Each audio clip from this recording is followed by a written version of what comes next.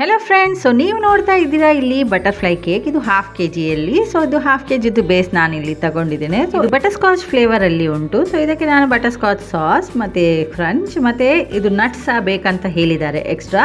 So ಅದಕ್ಕೆ extra nuts ಇಲ್ಲಿ ಹಾಕಿದ್ದೇನೆ. ನೋಡಿ, ನಾನು ನಡುವಲ್ಲಿ ಇದು ನಟ್ಸ್ ಹಾಕಲಿಲ್ಲ, ಯಾಕಂದರೆ ನಾನು ಮುಂದೆ ಹೇಳ್ತೀನಿ ಯಾಕೆ ಅಂತ. ಇದಕ್ಕೆ ನಾನು ಸ್ವಲ್ಪ ಜಾಗ ಬಿಟ್ಟಿದ್ದೇನೆ ನಡುವಲ್ಲಿ, ಸೈಡಲ್ಲಿ ಎಲ್ಲ ಫಿಲ್ ಮಾಡಿದ್ದೇನೆ.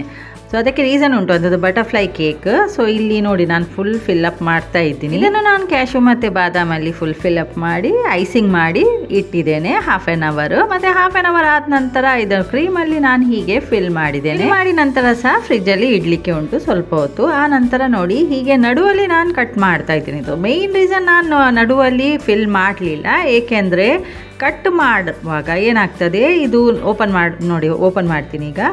ಓಪನ್ ಮಾಡುವಾಗ ಅದು ನಟ್ಸ್ ಉಂಟಲ್ಲ, ಅದು ಸೈಡಲ್ಲೇ ಬರ್ತದೆ. ಸೊ ಇಲ್ಲಿ ನಾನು ಸ್ವಲ್ಪ ಗ್ಯಾಪ್ ಬಿಟ್ಟಿದ್ದೇನೆ, ಅದಕ್ಕೆ ಅಷ್ಟು ಇಲ್ಲ.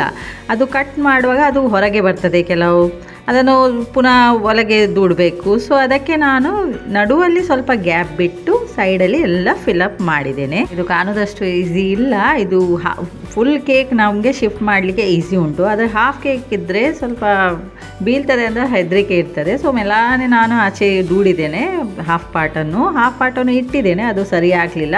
ಪುನಃ ಸೈಡ್ದು ಕೇಕನ್ನು ಸ್ವಲ್ಪ ಇನ್ನೂ ದೂಡಿದ್ದೇನೆ, ಅದು ಸಹ ಸರಿ ಆಗಲಿಲ್ಲ. ಮತ್ತು ಲಾಸ್ಟ್ ಅಟೆಂಪಲ್ಲಿ ಹೀಗೆ ಇಡುವಾಗ ಅದು ಕರೆಕ್ಟ್ ಬಂತು. ಸೊ ಇದು ಬೋರ್ಡ್ ಸಹ ನನಗೆ ಇದು ಹಾಫ್ kg ಕೇಕ್ ಇದ್ದರೆ ಆ ಬೋರ್ಡ್ ನಿಮಗೆ 1 kgದು ಬೋರ್ಡೇ ತಗೋಬೇಕಾಗ್ತದೆ, ಯಾಕಂದರೆ ಅಷ್ಟು ನಮಗೆ ಸ್ಪೇಸ್ ಬೇಕಾಗ್ತದೆ ಇದು ಕೇಕ್ ಮಾಡಲಿಕ್ಕೆ. ಮತ್ತೇನೆಂದರೆ ನಾನು 1 kg ಟಿನ್ನಲ್ಲಿಯೇ ಇದನ್ನು ಮಾಡಿದ್ದೇನೆ, ಅಂದರೆ ನನಗೆ ಅಗಲ ಬೇಕಿತ್ತು. ಹಾಫ್ kg ಟಿನ್ನಲ್ಲಿ ಮಾಡಿದರೆ ಅದು ಉದ್ದ ಆಗ್ತದೆ. ಉದ್ದ ಆಗುವಾಗ ಏನಾಗ್ತದೆ, ಪುನಃ ಶಿಫ್ಟಿಂಗ್ ತುಂಬ ಕಷ್ಟ ಆಗ್ತದೆ. ಸೊ 1 kg ಬೇಸಲ್ಲಿ ನಾನು ಹಾಫ್ kg ಇಂತ ಸ್ವಲ್ಪ ಜಾಸ್ತಿ ಬೇಸ್ ತಗೊಂಡು ಇಲ್ಲಿ ಮಾಡಿದ್ದೇನೆ.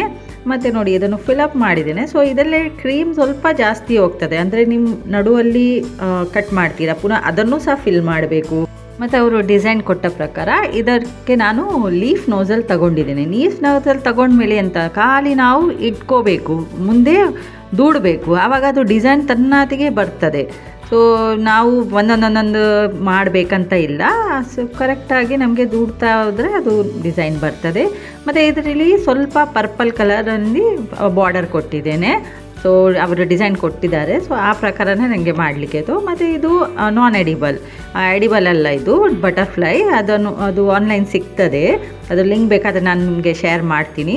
ಅದನ್ನು ಇಲ್ಲಿ ಇಟ್ಟಿದ್ದೇನೆ, ಮತ್ತು ಹೆಸರು ಬರೆದು ಅಲ್ಲಿ ಹ್ಯಾಪಿ ಬರ್ಡೇ ಬರೆದು ಇದನ್ನು ನಾನು ಕಂಪ್ಲೀಟ್ ಮಾಡಿದ್ದೀನಿ. ಸೊ ನಿಮಗೆ ಎಂಥ ಡೌಟ್ ಇದ್ದರೆ ನನಗೆ ಮೆಸೇಜ್ ಮಾಡಿ. ಸೊ ವಿಡಿಯೋ ಇಷ್ಟ ಆದರೆ ಲೈಕ್ ಮಾಡಿ. Thanks for watching.